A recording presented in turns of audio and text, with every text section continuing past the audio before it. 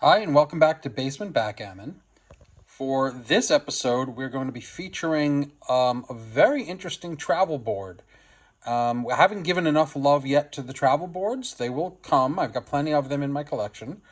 But this one particularly has an interesting or possibly interesting historical aspect to it, which I'll get into in a minute. First, as you can see, the outer case of this travel board, which is a 1 1/4 inch board, is very rough and it's got paint splatter on it. And I could only imagine that this was stored in somebody's garage. I bought it off of, I think, Facebook Marketplace or possibly eBay, and it was clearly stored somewhere where there was paint and there's splatter.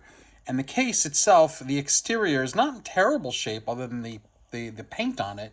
The interior is a little rough and it's got some weathering, and in a minute you will see why. But first, let's go into some of the hardware surrounding this. I'm not 100% sure the maker. I believe there's things that make me believe it was made by E.S. Lowe, Lowe, which was a manufacturer that at least goes back to the 1940s. And I have a lot of reason to believe this board was built and distributed in the 1940s, and I'll show that in just a minute. First of all, it's got this hardware here with a link to a handle that looks like leather, but is more like a plasticized leather. I believe it, not just plasticized leather, I think it's actually plastic, made to look like leather, including these little threads here.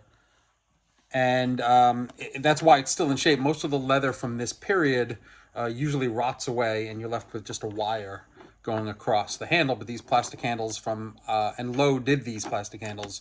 It's one of the reasons I think it's a Lowe board. These tend to last. The other interesting thing is this closure here is usually seen, all it is just a little hinge there that catches on this hook. I'll show it a little better. Here's the hook, and then this catches underneath.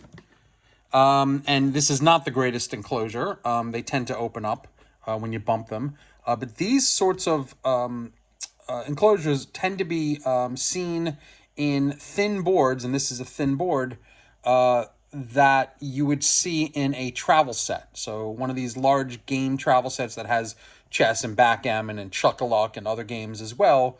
You tend to see this sort of enclosure, and you don't usually see it with the handle because they don't do a great job of keeping this thing closed, although maybe when this thing came out, they did. So the interesting part about this board, the most historical part about this board, and the reason I bought it is going to be shown on the front. So let me show you the front. And here, stenciled in, this is clearly not done by the manufacturer, or maybe it was, but I doubt it, is CINC-PAC-FLT, stenciled in the military font. And what this stands for is Commander-in-Chief, Pacific Fleet. So the age and the patina of this board, coupled with CINC-PAC Fleet, make me think that this board was on a ship in the Pacific theater, either during World War II, which is my guess, or possibly during Korea or Vietnam. So, and the reason I think it might be World War II is because the hardware, the patina of the board, the checkers that are inside, which you'll see, all point to a 1940s build. But Korea could very, very possibly have been as well. So, I don't know whether or not CINC-PAC Fleet was stamped on these boards on the ship, or if they were simply used like in the Pentagon in the Navy, office for the Navy. But Pacific Fleet would tend to think, I would tend to think that the base of operations was a ship or or some office in the Pacific. So I actually wrote a historian for the military, a naval historian, and he couldn't tell me anything. So research continues on this. But this is very, very interesting. Just the idea that this might have been, on the ship, or God forbid, the personal board for Admiral Nimitz or something. It's an interesting, tantalizing prospect, but I can't give it that kind of provenance without better research, which is difficult to come by. So when I open this up, what you'll see is a very weathered board. It's a cork board.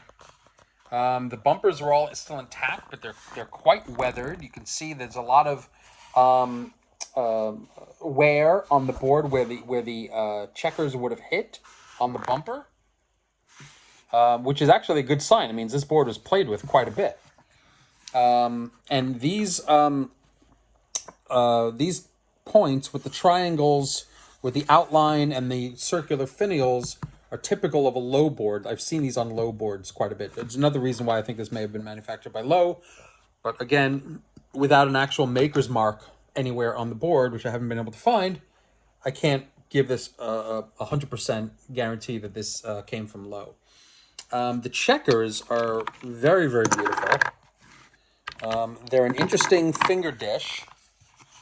A lot of finger dishes, the width of this outside circle is thinner and the inside circle is larger, but these, they have a wider outside circle and a thinner inside circle. So it's just enough for your fingertip to move the checker around. And it's just a different, when they routed these checkers, they just did it, they chose to do a smaller inner circle, which is interesting because it's not common. Normally you get the larger inner circle and the smaller outer circle.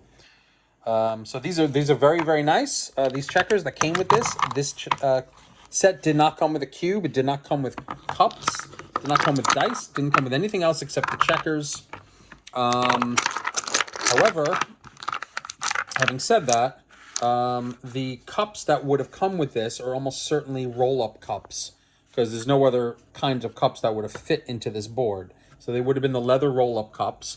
Again, typical of the 1930s and 40s, which helps me date this, but certainly I'm sure they were making leather roll-up cups in the 50s and 60s too. And the cube would have been like a small, I don't even think it would have been a 1-inch cube. If a cube came in here at all, and there's no place for a cube to be here, there's no storage for a cube, it's just checkers all the way around. So if a cube did come in here, it would have been a small, like 3/4-inch Bakelite cube. And the dice would have been there as well. And it's possible that these kinds of boards, which were made to be thin and probably used on, in travel or on ships or whatever, the cube and dice may have come separately, maybe in a bag, maybe in a little case that you put inside the board. Whatever it is, I don't have it. I just have these. Other than that, this is pretty standard for a cork board. You can hear the sound of the checkers. It's very satisfying. And let me just show you, because somebody asked me to show 6 across, and you can see that these are the original checkers. They fit very, very well 6 across. And in terms of going, how many checkers fit across this way, I'm sure it seems like it is going to be 11. Yeah. 11, barely 11. In fact, 11 kind of bows out a little bit. So 10 3/4 checkers fit across on this side.